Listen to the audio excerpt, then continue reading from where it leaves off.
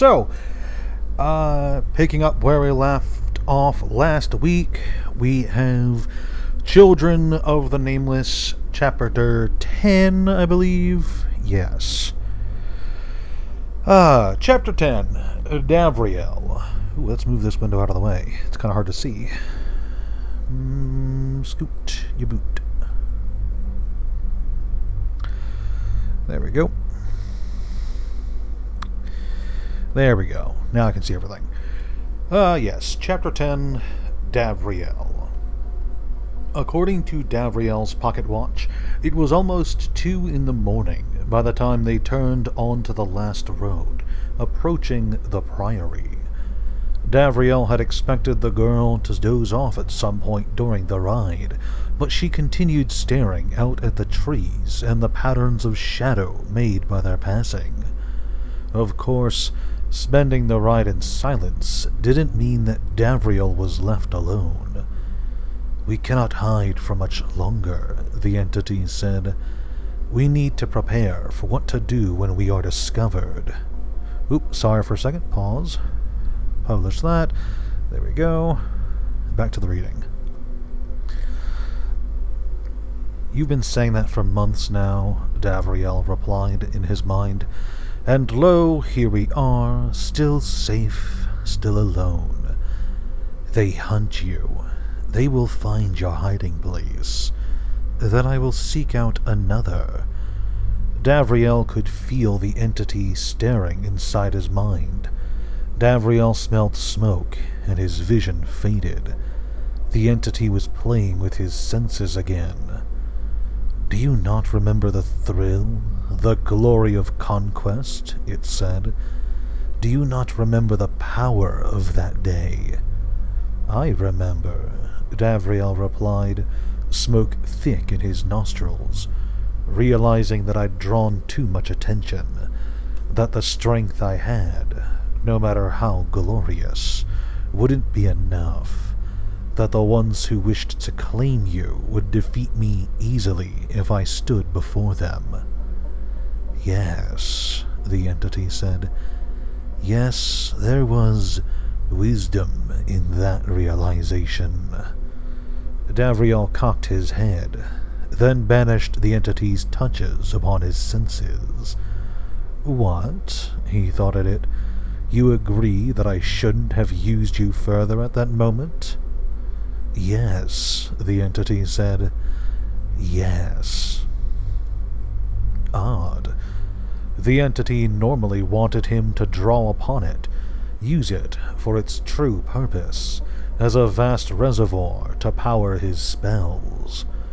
With the entity, he could make his stolen abilities last weeks under constant use. As it was, spells he stole from the minds of others usually faded a few hours after he first employed them. Some lasted longer, and others vanished after a few minutes, particularly if he'd been holding them for a while before their first use. "You are not yet ready," the entity said. "I saw that. I have been working on a solution. The multiverse boils in your absence. Forces clash, and the boundaries between planes tremble. Eventually, the conflict will find you. I will have you ready and prepared, ready to rise up and claim the position that is rightfully yours." It fell silent, and didn't respond as he prodded it. What was it planning? Or were these just more idle promises and threats? Feeling chilled by the conversation, Gabriel turned his attention to the task at hand. He'd stolen several abilities from the hunters at the church, though, even as he considered them, it was difficult not to notice how they seemed so insignificant compared to the power of the entity. Never mind that. From the leader of the hunters, he'd stolen a very interesting banishing spell. It was strong, but, as proven by her attempt to use it on him, it couldn't affect a human. He could use it to dismiss a creature of magic, like a ghast or even an angel, though the effects would be temporary. The pyromancy, of course, would also prove useful, though now that he'd used it once, its strength would fade until it left him entirely. He'd hoped for something useful in the mind of the old diabolist, but the only talent he'd found in that man's skull was a scribe's ink spell for making words appear on a surface as you imagined them. Hardly much use in combat, though he also still had the weapon summoning spell. That would linger, like the pyromancy, for a few hours. Not a particularly powerful arsenal, but he had survived with less, and he should have the Prioress's talents soon enough. Indeed, light from ahead on the old forest roadway indicated they were near. Takenda perked up in her seat.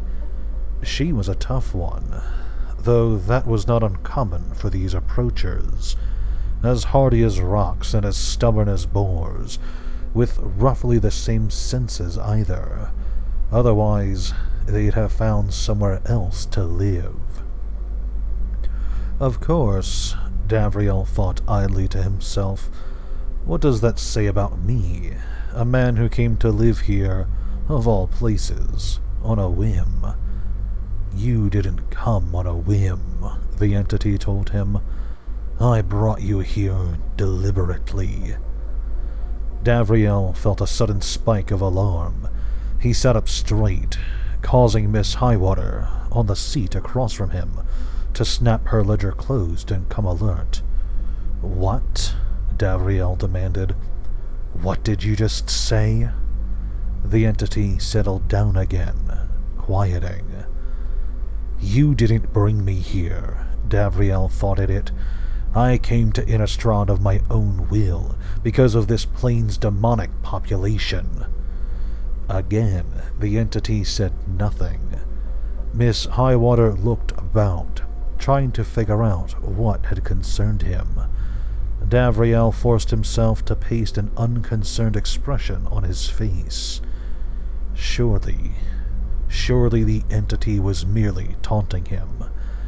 And yet, he had never known it to say anything that, at the very least, it didn't believe was true. The carriage slowed as it approached the lights. Two massive glass-covered lanterns burning oil. Fire, the universal sign that civilization lay beyond. Ho, the carriage, a friendly voice called. Takenda perked up. I know that man, Gabriel. It's Rom, I'm familiar with him, Gabriel said. Thank you. Miss Highwater drew up the window shade, revealing the old monk as he stepped up beside the vehicle. Rom performed a bow, a little unsteady on his feet, for Gabriel. The man himself, Lord Gabriel Greystone. I suppose we should have been expectant to see you tonight. My visit became inevitable once those hunters were sent my way, Rom, Gabriel said. I suppose that's true, Rom said, glancing down the road towards a priory, visible in the distance, with light pouring out of its windows. Well, that's a worry for younger men. He turned back to the carriage and nodded to Miss Highwater. Feaster of men? Rom, she said back, you're looking well. You always say that, miss, Rom said. But while you haven't changed a blink in 40 years, I know right well I've turned into an old scrap of leather left too long in the sun. Mortals age, Rom, she said. It is your way. But I would sooner bet on a scrap of leather that has stood sturdy for 40 years than I would the new piece untested. The old man smiled, showing a few missing teeth. He glanced up at Crunchnar, who, judging by the way the roof groaned under his weight, had moved over to watch the old hunter. "Well, let's get you to the Prioress, my lord," Rom said to Gabriel. "Ever since I arrived and told her about the village, she's been wanting to speak with—" He trailed off, squinting into the carriage. Then he started, noticing Takenda in the seat for the first time. "Miss Takenda, why, you said you were going to stay at my cabin." "I'm sorry, Rom." "I found her in my washing room," Gabriel noted, "with an eye for vengeance and a rusty implement in hand. Ruined one of my favorite shirts when she stabbed me." "Did she now?" Rom said. Gabriel might have expected the man to be aghast, but instead he just laughed and slapped his leg. "Well, that was right bravely done, Miss Takenda. I could have told you it would be useless, but, my, stabbing the man himself? The bog must be right proud of you." Thank you," she said. "Well, I'm glad to see you're safe, miss. I was going to go back for you after telling the Prioress what you told me, but she said she needed every soldier here, even an old one like me, just in case. So she sent me watching the road instead." Rom opened the door to let Miss Highwater out. Normally, when Gabriel visited, she and the other demons would wait outside the priory. Instead, one of the monks or priests would drive Gabriel and the coach inward. Tonight, however, Gabriel stopped her by climbing out himself. "Dav," Miss Highwater asked. "I want you out here with the carriage," he said. "If something happens, I might need you to join me quickly." "You could just all come in," Rom said. "Pardon, my lord, but they could if they wanted." "I'm sure the Prioress would love that," Gabriel said. "She ain't the lord of this ground," Rom said. "Pardon, but it's the Archangel's own truth that she ain't. And if you're worried about the destroying light, well, I don't think any of these young pups here have enough power for you to fear, and my own skill ain't enough to singe a devil these days." Gabriel looked toward Miss Highwater, and she shook her head. Crunchnar likely would have relished the chance to stomp around on holy ground and desecrate an altar or two, but Gabriel didn't ask him. Instead, he waved for Takenda to join him. The young woman scrambled out, bringing her viol. Gabriel left his sword cane, confident he could summon it with his recently acquired spell. "Be ready," he said to Crunchnar. Then he nodded to Rom, who led the way farther along the road, toward the priory. Leaves crunched underfoot, and things rustled out in the trees, likely just forest animals. An unusual number of them lived close to the priory. Gabriel passed between the burning lanterns along the road, entering the clearing where, at the very center of a gentle slope, the priory stood proud beneath the moon. The long, single-story building had always looked lonely to him. Takenda glanced over her shoulder, back at the demons. "I don't understand," she said softly to Gabriel. "Ramak's friendly toward you, but at the same time I feel we're walking to battle." "My relationship with the priory is complex," Gabriel said. "As for Rom, I'll let him speak for himself." "My lord," Rom said, looking back from ahead of them, "I ain't got nothing to say worth hearing. I stay out of it these days. I've had enough of that foolishness when younger." "You know Miss Highwater," Takenda said. "I tried for 10 years to destroy that demon," Rom said, then grunted. "Damn near got myself killed a half-dozen times on that fool quest. I eventually learned, never hunt a demon smarter than you are. Stick to the dumb ones. There are plenty of those to keep a hunter busy all his life." I thought you hunted werewolves when you were younger, Takenda said. I hunted whatever tried to hunt men, miss. First that was demons, then wolves. His voice grew softer. Then angels. Well, that broke stronger men than me. When it all settled down, I found I'd become an old man. Best years of my life spent knee-deep in blood. Came here to try to escape that, wash a little of it off, spend some time hunting weeds instead. Do you know a priest named Edwin? Davriel asked. Sure, Rom said. Eager, that one. Young. Tell me of him, Davriel prodded. Water.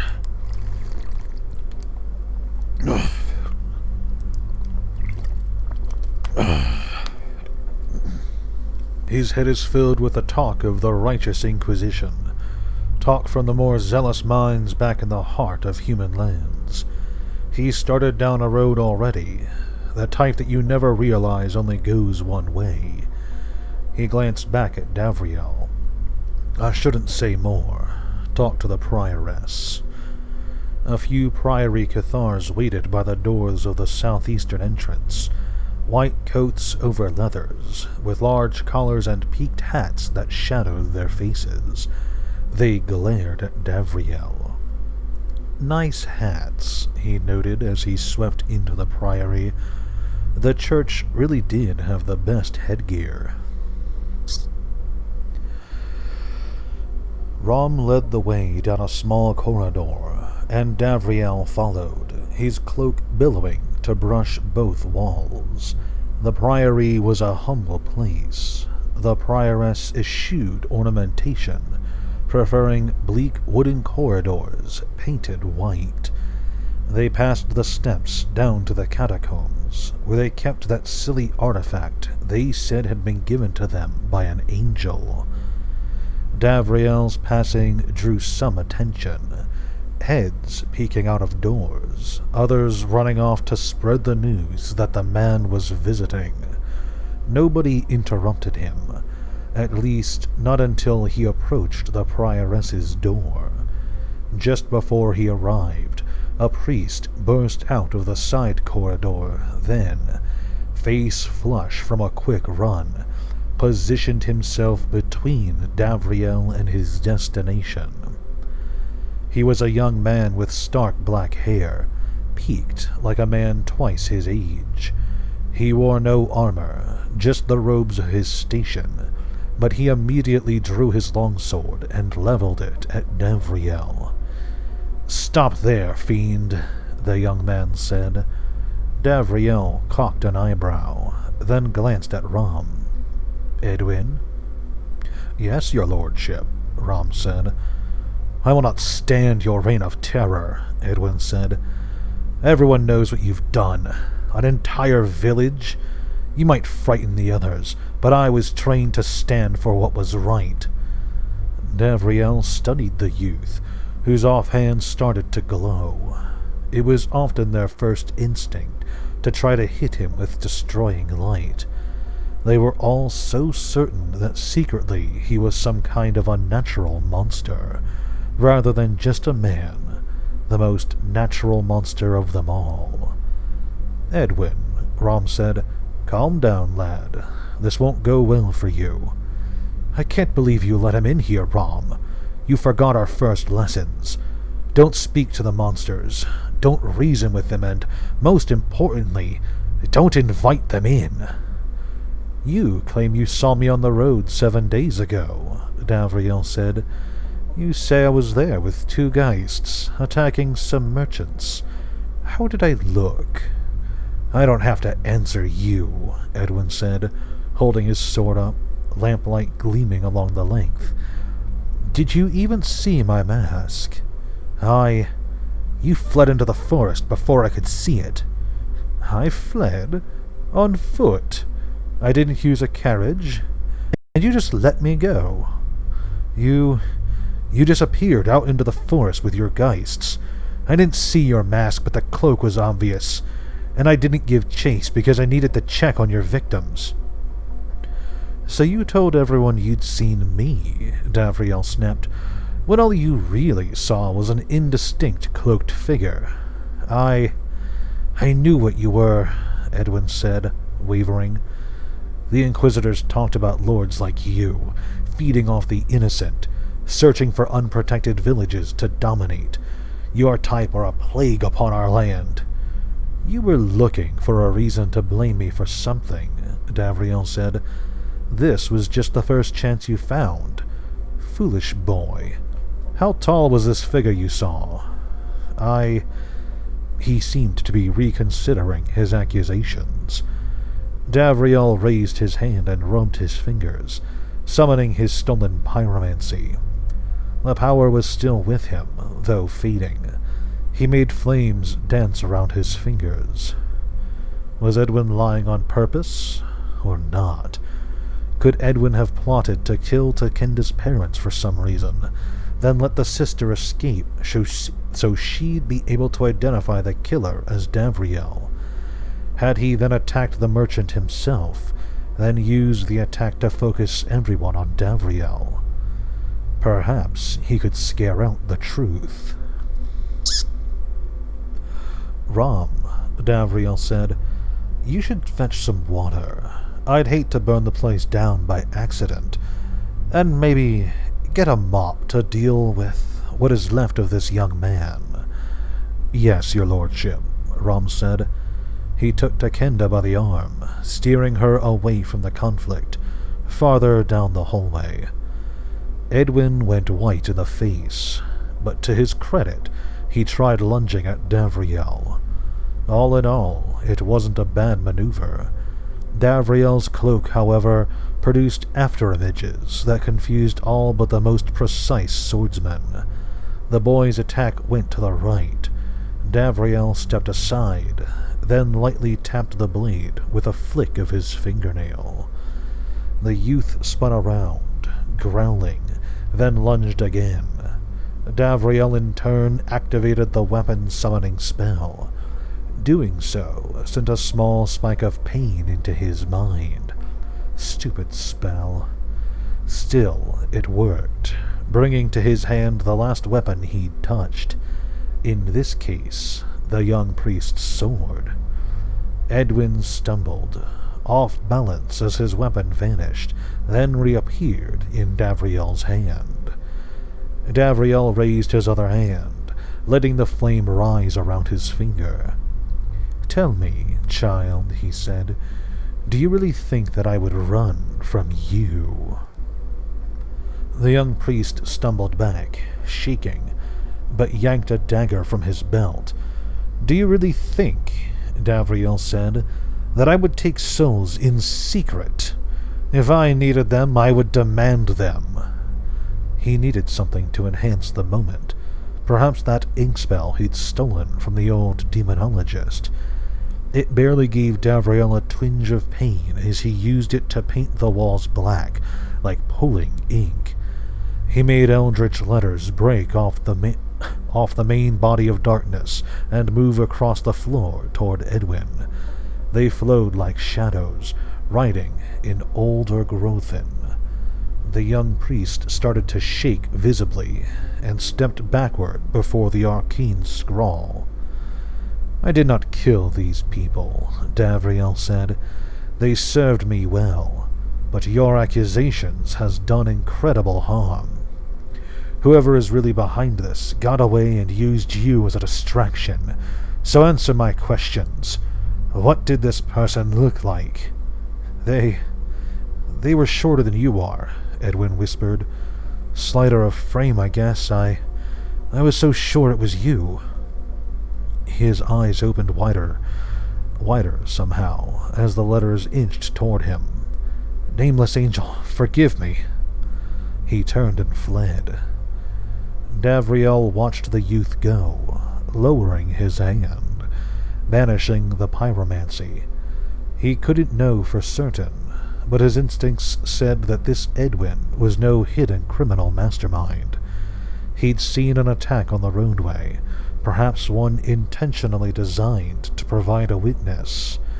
Indeed, it seemed likely that the attack on Takenda's parents had left the sister alive for the same reason, so she'd run and tell people what she'd seen.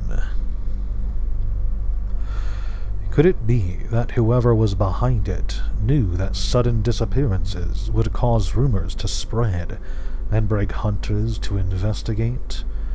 The first strikes could all have been providing cover by deflecting attention toward Gabriel. Shorter than I am, Gabriel thought. He was 5 feet 10 inches, and of slighter frame. That didn't mean much, because with his cloak, people usually saw him as being bigger than he was. "Are you quite done?" a voice demanded from beside him. Gabriel turned to find the Prioress standing in the doorway to her room. With furrowed skin and a head topped by a silver bun, she was aged like an old chair you found in the attic. Logic told you it must have once been new, but really, you had trouble imagining it had ever actually been in style. Simple white clothing draped her body, and her lips were stamped with a perpetual frown. "Stop threatening my priests," she said. "You are here for me. If you must claim a soul, take mine, if you can." "I will have vengeance for what you have cost me, old woman," Gabriel said. He met her eyes, and the two stared at each other for an extended period. Worried whispers came from the other end of the hallway, where monks and priests had gathered to watch. Finally, the Prioress stepped back and let Gabriel into the small room. He stomped in and, kicking the door closed, tossed away the sword. Then he slumped down into the chair behind the desk. He snapped to the Prioress, "we're supposed to have a deal, Merlinde." Chapter 11. Gabriel. The Prioress idled by the door, poking at some of the inky letters that he'd put up on the wall outside. They had bled through the cracks around the door and into the room. "Will these come off?" she asked. "I really don't know," Gabriel replied. "Hopefully nobody in your priory can read Olgrothin.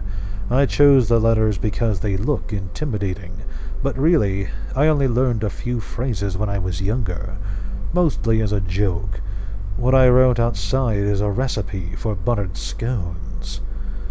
The Prioress turned toward him, folding her arms. "That's my seat, Greystone."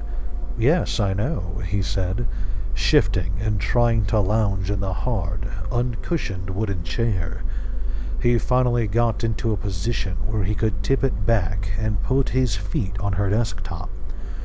"Would it kill one of you religious types to sit in a comfortable seat? Are you really that afraid of being happy?" "My joy," she said, settling down in a chair on the other side of the desk, "comes from other comforts, such as breaking contracts solemnly sworn." She eyed the door. "Don't speak so loudly. The Inquisition might have ended, but its embers still burn. Edwin isn't the only hothead in residence at the Priory. Several members of my staff would string me up if they got it into their minds I was consorting with demons or their master." "That presumes I don't string you up first." Gabriel put his feet down, then stood, looming over the desk and the woman sitting on the other side. "I will say it again. I do not take the breaking of contracts lightly."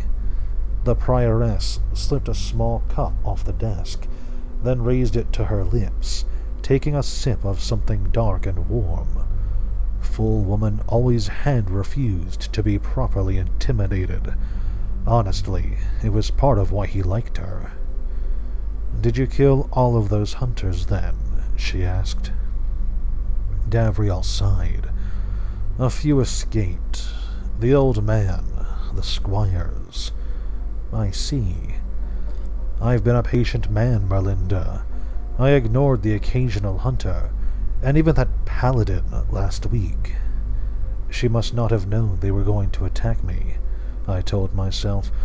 Or perhaps they didn't stop at the Priory first, but an entire task force of demon hunters, several with wards upon their minds. Our terms were clear. You were to dissuade such groups. The Prioress looked down at her tea. You expect me to honor a promise in the face of what has been happening? An entire village was murdered today. Some of your priests are stupid, but you are not. You know me well enough to recognize I wasn't involved, so why would you aid a band of assassins bent on murdering me? The Prioress took another sip of tea. Is that Varley's dust willow? Gabriel asked, still looming over her as he stood beside the desk. The finest, she said. Nothing is better at stilling the nerves. This is, unfortunately, my last cup. He grunted. Figured. Perhaps, she finally said. I hoped that the hunters would awaken you, Greystone. Your people suffer, and you barely take notice. I write you of their pains and hardships, only to receive rambling missives complaining about how your toes get cold at night. I honestly expected better hosiers out of a people who live in perpetual autumn. The only thing you do respond to is an interruption. Which was our deal, Gabriel said, increasingly frustrated. He stalked past her, pacing in the room. I leave the people of the approaches alone. I don't demand more than food and the occasional gift of goods. In return, you were to keep people from bothering me. Their suffering is such a bother, isn't it? Bah. You'd prefer someone else were their lord? Perhaps some two-faced tyrant who crushes wills during the day, then howls at the moon during the night. Or you'd rather go back to the blood-sucking scion of House Markov, like the one I killed when I arrived. Fool woman, you should be preaching daily to the people how good their lives are. He stopped his pacing near the back of the small room, where he noted a framed picture sitting on the floor, facing the wall. He tipped it toward him and found a painting of the Archangel Avacyn. Merlinda said, I did think it was you, until I heard you interrogating Edwin just now. I thought you must have been the one who took the souls of the villagers. He glanced back at her. After the merchants were attacked, I investigated, she said. My gift for sensing spirits revealed that Geists had been involved, just as Edwin said. It made sense. You're the only thing in this forest I knew for sure had the strength to defy that cursed bog. I thought it must have been you who took the souls of the people. And you did nothing. Of course I did something, Melinda said. I sent to the church in Thraben, begging for their strongest hunters. I asked for men and women specifically talented in killing demons, and warned them that you could pierce minds. I had been worried for some time that eventually you'd show a second face, the hidden face that so many lords have. Idiot, Gabriel said. You've been played for a fool. Just getting some water.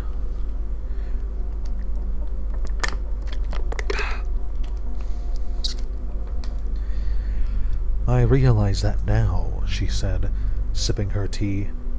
If you'd been the man I feared, you would have destroyed the Priory instead of walking in to demand answers. But what is going on? I thought maybe it was Edwin, Gabriel said. Someone physically stabbed one of your priests in the village late yesterday. They let whoever it was into the church, so your priest must have trusted them. Whoever it was killed the priest with a knife. It was not the act of a Geist. Which one? Which Geist? How should I know? No, Greystone, which priest? Who was stabbed? He looked at her, frowning. The Prioress was a hard woman, but she'd leaned forward in her seat, holding her cup and seeming weighed down. The priests she sent, he thought. She's thinking how she sent them to their deaths. I don't know. The older one, with the beard. Notker. Angels bless your soul, my friend. She took a deep breath. I doubt Edwin is behind this. He is difficult to manage, but he is sincere in his faith. I suppose, perhaps, we could get him to open his mind to you so that you could tell for certain. I can't read minds. That is not how my skills work.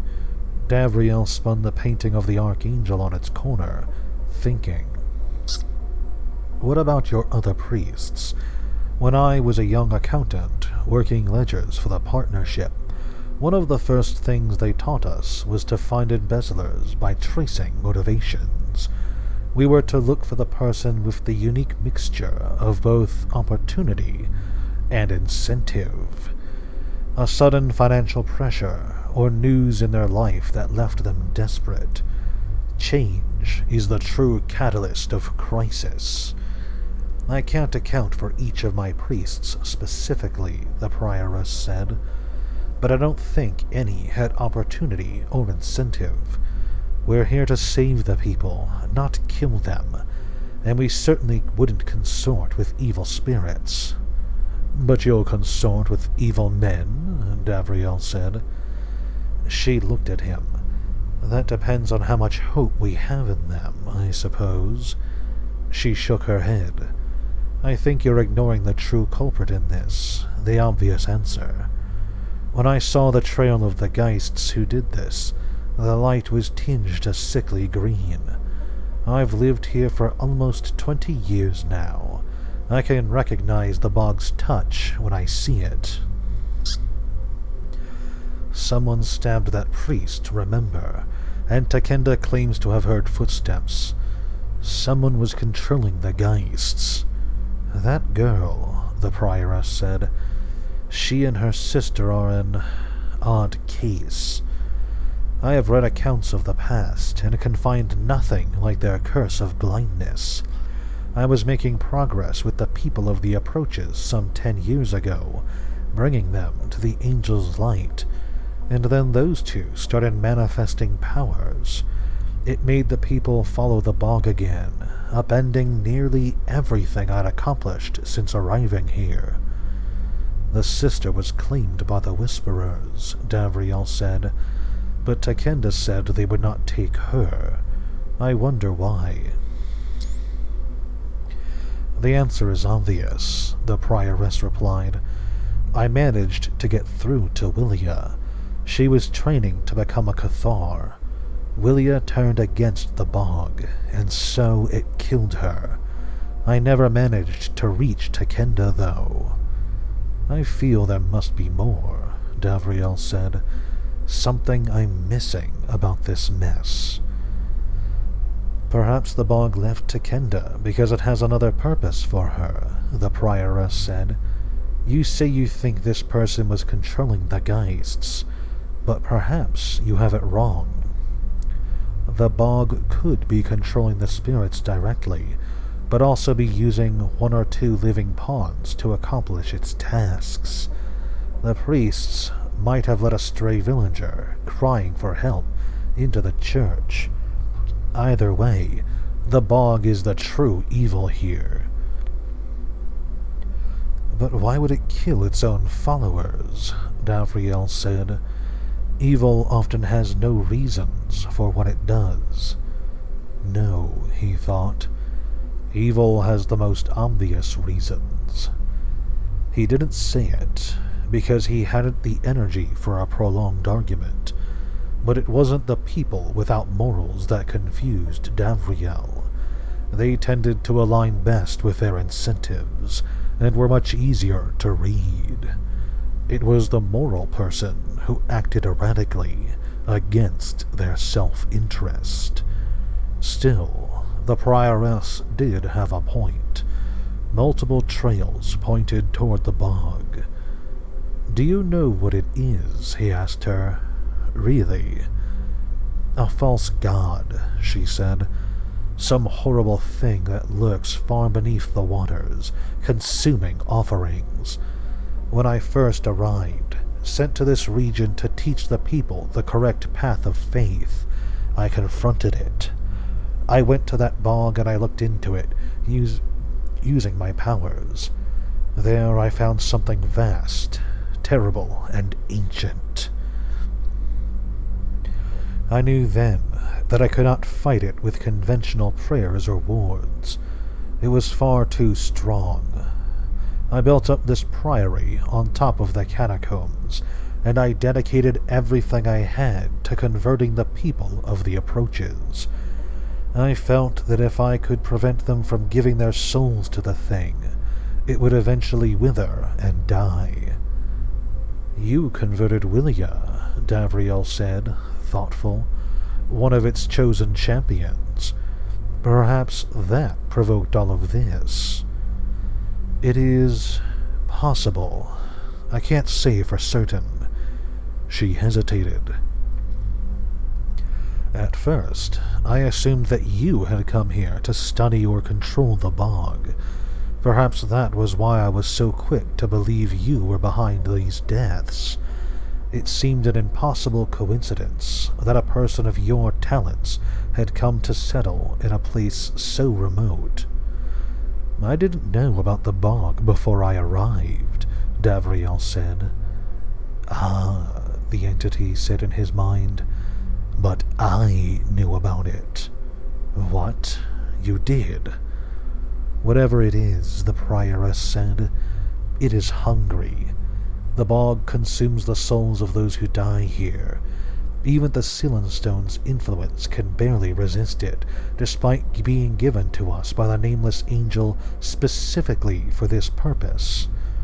"What do you know of the bog?" Gabriel asked the entity. "You imply you led me here. For what purpose?" "For strength," the entity said. "You will see." Drink of water.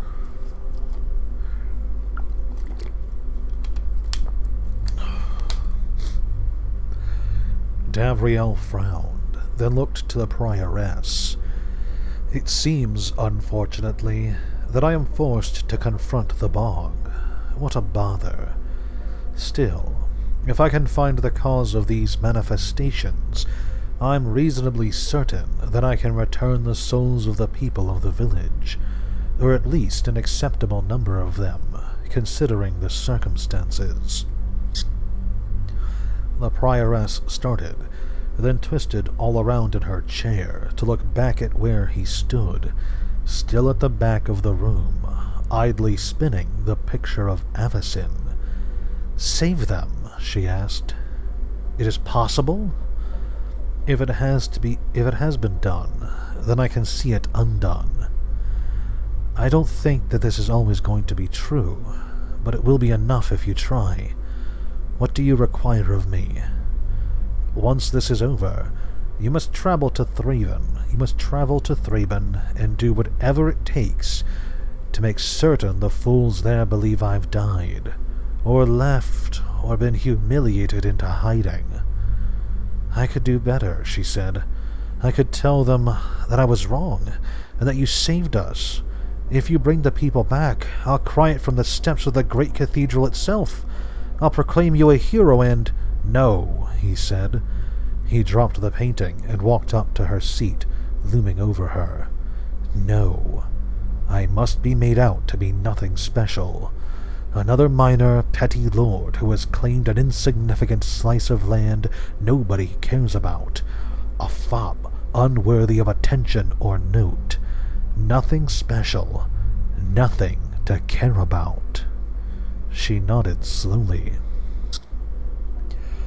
For now, he continued, holding out his hand, I'll need to borrow your talent for sensing and anchoring spirits. You shall have it willingly, she said, putting her aged hand on his. It will be painful, he warned.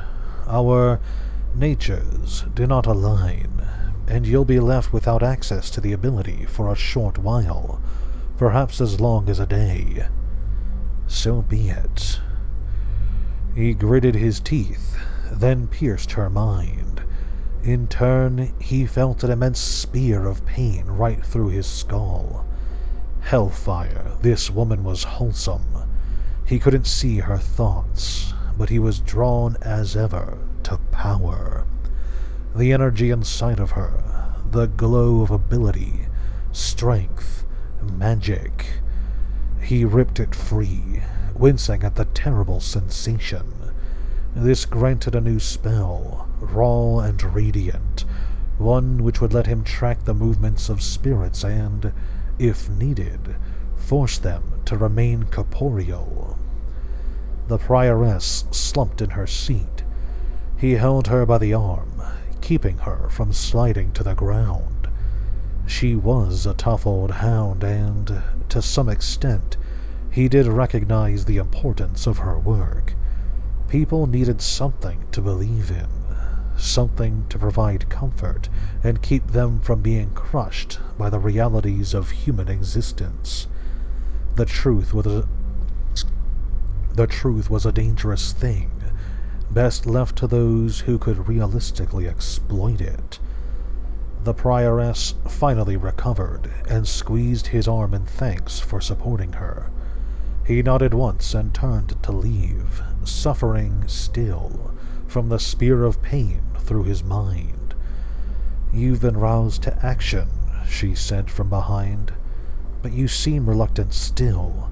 What would it take, Greystone, to make you really care? Corpses, death, memory. Don't ask that, he said, stepping back into the hallway. This land is not ready for a version of me who cares for anything other than his next nap. And we will call it an end there today as we start with Part 3 next week, starting with Chapter 12, Tekenda. Thank you very much for joining me. I hope everybody enjoyed. Have a great day. Thanks and goodbye.